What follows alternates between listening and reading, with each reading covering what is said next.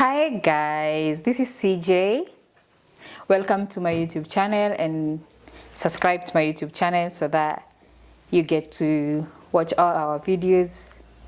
Yeah, and you get to get maybe one thing or two here that can help you actually in life.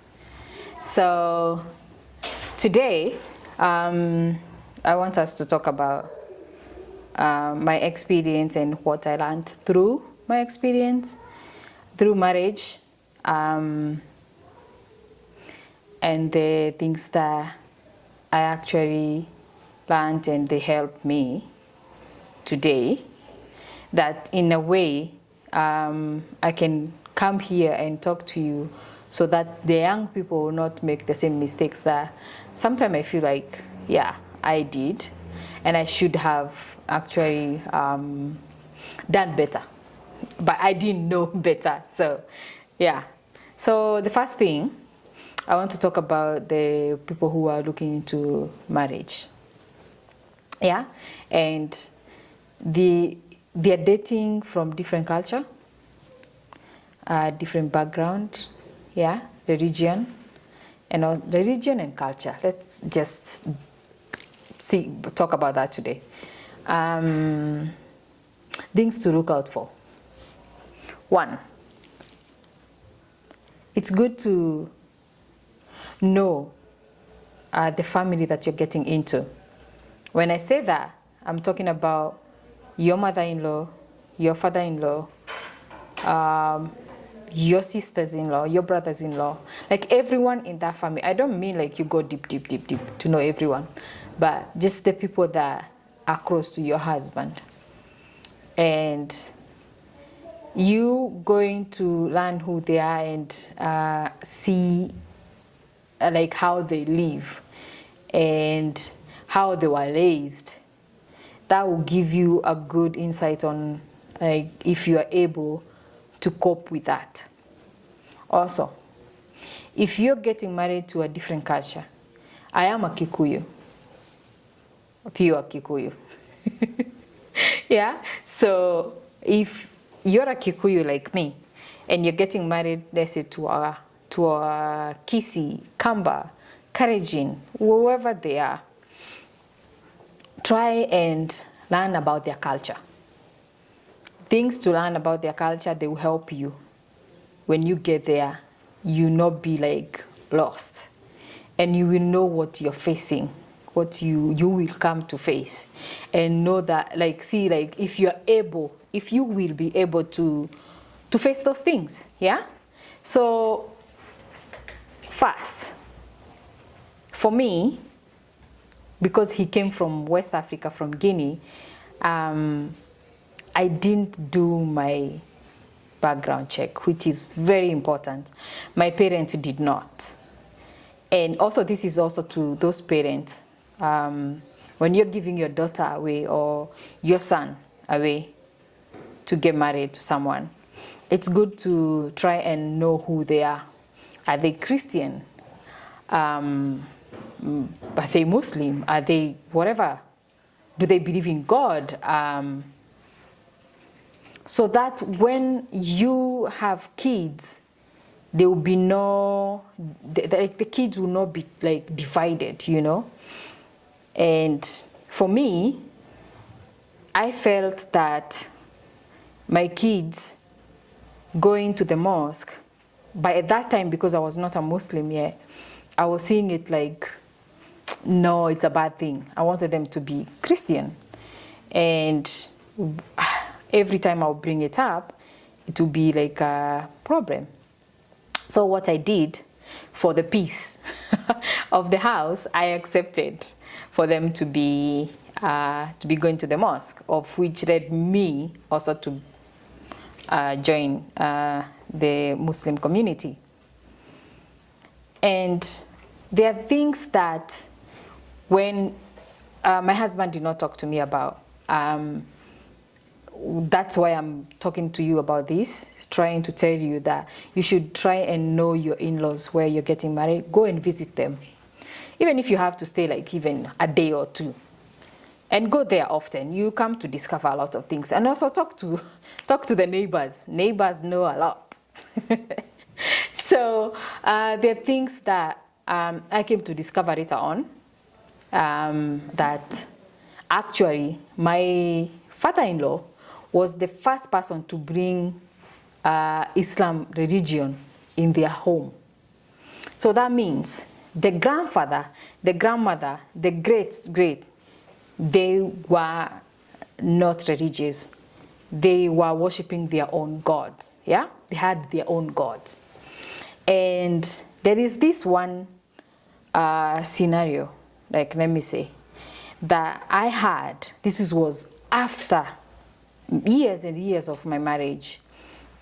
When my husband, we were talking one day, and he told me about how the grandfather actually sacrificed, yeah, I don't know if there are 14 virgins, girls, and they were buried alive. Did you hear me? He sacrificed 14 girls, virgin. All of them were buried alive. And I was shocked hearing this. I was like, what? And he was like, yeah, that's the story we got from our grandmother. Because my late husband, the grandmother was there. She died actually 2012. It was December. So around December, I don't know exact, December or November, but she died around there. So the grandmother used to tell them all these stories, how the grandfather tried even to fight the government that was there by that time to overthrow, and he was actually put in prison. And people, that time there was a lot of, those days, there were a lot of fighting, yeah? So, fighting for power, that's what I mean. So, they say that they will cut his neck, and then he will go and take his own neck and put it back. Like, it sounds crazy. It sounds really, really, really crazy. But those are the stories that I started hearing in the family. And that time, I started getting scared. And I said to myself, like, what did I get myself into? It was scary. And the grandfather had 14 wives. 1, 2, 3, 14 wives. The grandmother was the first wife. And actually, they're still those wives. They're still there in the village.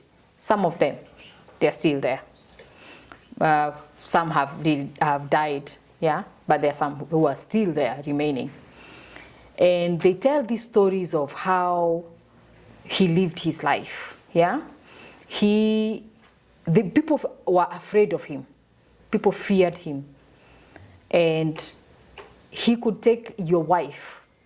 He would go to the market, and because he was a king by then, he would go to the market with his king men, bodyguards, and he'll see a beautiful wife in the market. Most of the wives, that's how they were taken.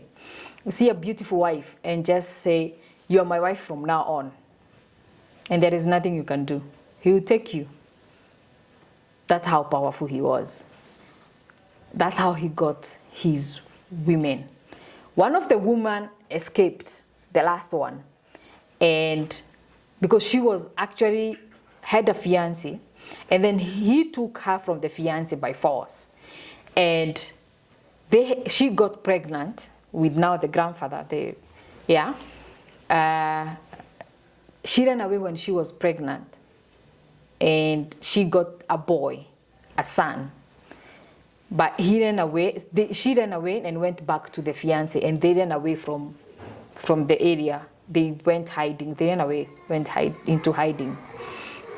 So these are things that I discovered later on.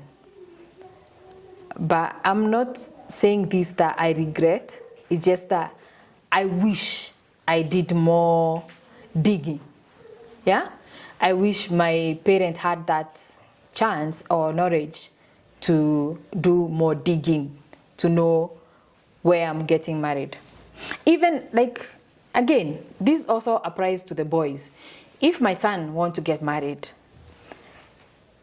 for me, I will try my best to know who he's getting married to, the family he's getting involved in, because that also shapes like their future, how they're going to live in the house, how my grandkids are going to be. So it also comes all yeah, in that. And that was my experience. It was good. I learned a lot, and that's why I'm here, to help people and understand that marriage is not a joke. You should really, really watch out for your kids where they're getting married. And also, you guys, as young girls, as young boys, careful who you're sleeping with. Yeah? Because you might end up getting a child and then end up getting married, and you have no clue who these people are. Who are they?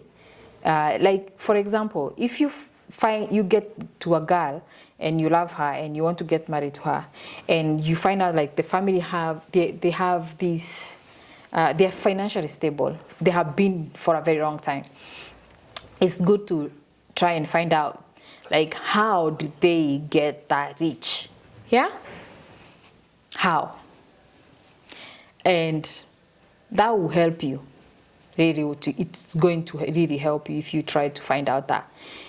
The reason why there are a lot of people who have gotten rich through a lot of like things, like spiritually. There are people I know that, I don't know them physically, but I know that these things happen.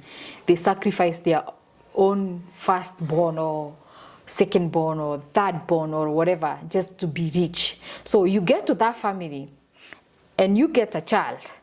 Your first child dies. Another one gets with the family, marries, gets a child, they die. So there is this consistency, like something that always happens in the family. That's maybe how they get rich.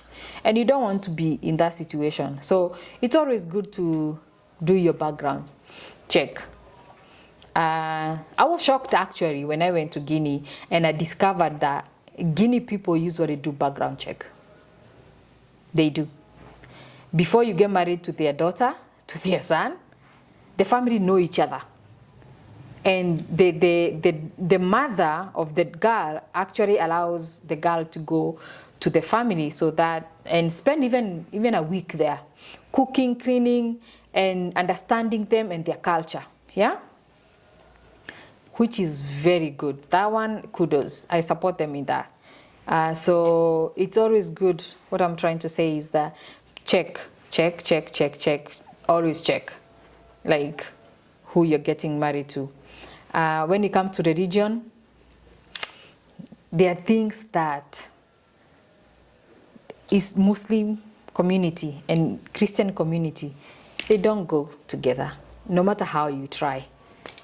It's hard for the marriage to work. It's either you be ready to change your religion and join the other person's religion, or there will be always like, you always crash. And you don't want to be in a home where you're always, crashing. When you are starting your relationship, you're together 24/7, you love each other, lovey-dovey all the time, and you don't think all these things, they will happen, they can come later. That's why I'm here, trying to tell you that, think about those things. Love is good, love is amazing, it's a good thing. But ask yourself those questions. When we have kids, if I'm married to this person who is a Muslim or Hindu or whatever the region they come from, my children, are they going to follow my husband's religion or my religion? Or, just sit down and have that conversation so that when that time comes, there will be no argument and quarrels. At the same time, when people are in love, they also always say, oh yeah, don't worry about it. They can go with you to church, they can come with me to the mosque, you know. But when that reality hits and they see the babies, things change. Things change. And now you're left in a dilemma. Since you don't want to have a fight over that, you end up giving in. So always, yeah, check about that. So it was nice talking to you guys, and I'll keep coming here and giving you more tips. It's not like I'm an expert. I'm talking from my own experience, yeah? Just from my own experience, I'm not an expert. So keep it here. Subscribe to my channel, and thank you, and God bless you.